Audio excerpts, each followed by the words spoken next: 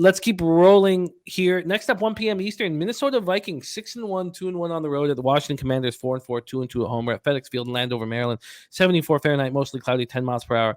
I see a team like the Vikings at 6-1, and I see dollar signs because they're not that good. And I know we're gonna, and maybe it starts right here, betting the Commanders right this week, because this team has been so healthy. It's such a fraudulent 6-1 football team. Let's take a look at the line history here.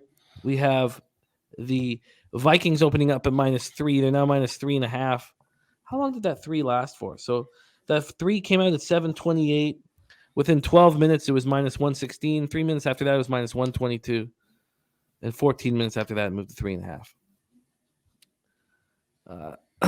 I don't get it. I just let's go to the totals here. This total opened up at 44. It's now at 43.5. Let's go to the cash.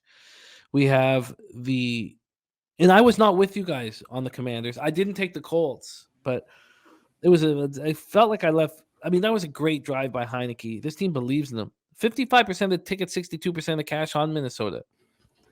Maybe I should wait then. I mean, is this a spot where I can get even a better number? 28% of tickets are on the under, but 50% of the cash. So it seems like sharp money is on the under. Clint says, how dare you? I'd love to know what you think of this football team, Clint. So the Vikings, let's talk about some stats here. They come in off their 5th straight win, 34-26 at home over the Cardinals. So last year they lost 8 games by 8 points or fewer. All 5 of these wins have been within 8 points. Cousins 24-36 for 232 yards, 2 touchdowns, no picks. Justin Jefferson 6 catches for 98, Thielen 6 for 67, and Dalvin Cook ran 20 times for a season high 111 yards. So the 3-headed monster was in business. Dalvin also caught 5 for 40. You mentioned Zadarius Smith already, Andy. What a monster! I know that he barely played last year, but geez, I mean, he was just such a giant. 7 tackles, 4 for a loss, 3 sacks, and 1 pass defended. Jesus. Harrison Smith, Cameron behind them, each had interceptions. Greg Joseph has missed 5 straight field goals at home. I'm looking forward for that to rear its ugly head. That's crazy. This team has won close games, and they have, I think, the worst percentage of field goal makes in the league right now. It's wild. Like they are. I mean, you're right. They're just skating by on the skin of their teeth here. They are, and Dalvin Tomlinson left in the 3rd quarter, their defensive end, with a calf injury. He's week to week. He will miss this game. And I bring it up because they've been so healthy. They've missed 1 starter. One starter's missed 1 game. Harrison Smith started out week 3 with a concussion. That's it. This defense allows the 4th most passing yards per game, the 2nd most pass yards per attempt, and they're 6-1. That shit's not going to last, man. The Commanders coming off their 3rd straight victory, 17-16 win in Indy. Heineke, 23-31, 279 yards, touchdown, interception, ran 6 times for 29 yards. Scary Terry caught 6 for 113. Curtis Samuel caught 3 for 50, ran 4 times for 29. You have Gibson now with Robinson back there. Gibson really being like a focus from a passing attack.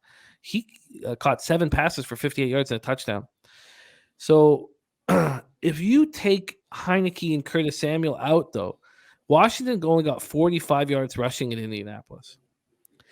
And, I don't think the Patriots are – I don't think Ramondre Stevenson's going to have a big game against Colts. The more I think about that Colts spot, the more confident I'm getting on it. And maybe the move is not – well, no, I think I got to take the full under because it's possible that Ellinger does nothing. So this defense, 2 sacks, 6 quarterback hits. The Vikings are ranked 10th in the league in run defense. So that's a concern. But, Washington just beat Indy on the road by a point without being able to run the ball. They're probably not going to be able to run the ball here. This defense was ranked 23rd after 4 games, this Commander defense. They're 13th now, and they're 8th in red zone defense. This team is improving, and Chase Young is taking part in practice on Wednesday. So he starts his 21-day clock to be activated off the physically unable to perform list. He's not going to play this weekend, but Washington has had difficulty on the line this year. They have 4 different starting centers, which is awful. Trey Turner went back to right guard in place of Sadiq Charles. So, they need some continuity there. Cole Holcomb with the foot injury and Dotson hamstring, De'Ami Brown groin missed the Colts game. take it away here. I can't wait to hear your breakdown of this game. I'm interested in getting involved. Vikings, Commanders. Vikings were a perfect 5 for 5 in the red zone, and maybe once Andy Reid retires, we'll have Kevin O'Connell off the bye as our go-to. They looked so good on offense, and they're bringing in a big upgrade at tight end. Honestly, I think I love Derv Smith, but TJ Hockenson's just a better tight end. So this is a team that's a little bit fraudulent, but it's one of those things where we look at Kevin O'Connell, we look at where he came from. Oh, it's just going to be Rams 2.0. Everything we saw that the Rams did good is coming because it just works with osmosis because he stood next to Sean McVay for a while. But maybe those things take time, and maybe that's what we're starting to see with this Minnesota offense. They have the weapons. They have a competent quarterback. They have 2 really good receivers, nice complementary pieces, 2 good running backs, and now they have a good tight end. That said, this defense stinks, and it stinks ass. It's not good. The coverage unit's horrid. Harrison Smith's fine, but as a unit, it's been bad. It can give up big chunks, not only to good offenses, but boy, bad offenses can move on this team too. And this is a team that was losing to the Lions, to the Bears, to the Cardinals in games that they won. This is a team that seems to get ahead and not be able to finish games until they have to, and they have to come back. And I worry about laying over a field goal with this team on the road, but I probably am going to play this over.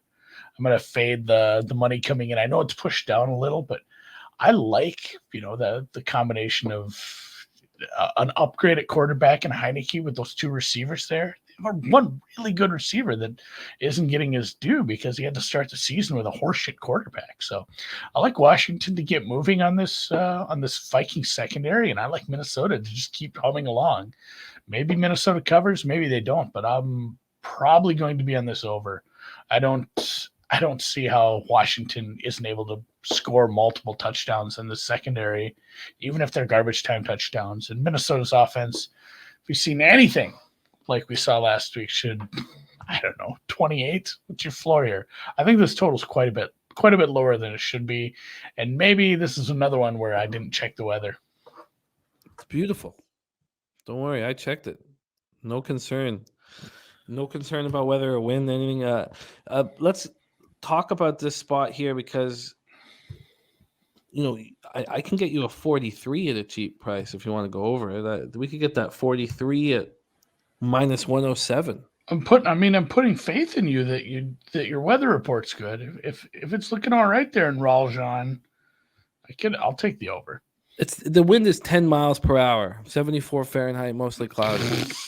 Kurt scoffs at that. All right, I'll take an over here. And you want the 43 or the 43.5 at plus money? I'll take the plus money. You know what? I'm going to laugh when this lands on it now.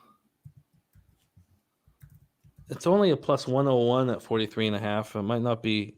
Yeah, it's not. We'll take the 43. Yeah, 43. I think that makes sense. Yeah. 43. Semi-key number. Yeah. 43 minus 107. I want Washington, but no need to do it here. Still bigger bets are coming in on Minnesota, but I think that's probably at the 3, right? But I guess there couldn't be that big of bets because there's limits at the 3, or when it comes out, limits drop tomorrow. I think the Commanders keep stay in this game. So, I don't see why I wouldn't move on the plus 3.5. I really don't. I mean, do you think there's a possibility this goes to 4? I don't know. It's a strong move already. I honestly don't have a strong read on where this market's heading. What's Chris at right now? Sometimes you get a little indication from, Penny or Chris. They're flat 3.5. Honestly, I think this is where it closes. Stu Chaos says, as a Washington fan, don't be fooled by what you've seen. The coaches are horrendous. Yeah, they do need to move on, like at the end of this year. This isn't a bet on Washington. This is a bet against Minnesota. Let's see them do this on the road. I just don't trust them. Papa Call says going to 4. Maybe I wait a bit. Maybe I want the Commanders, but I guess there's no need to move on it at this point. But I want them. Okay, let's move on.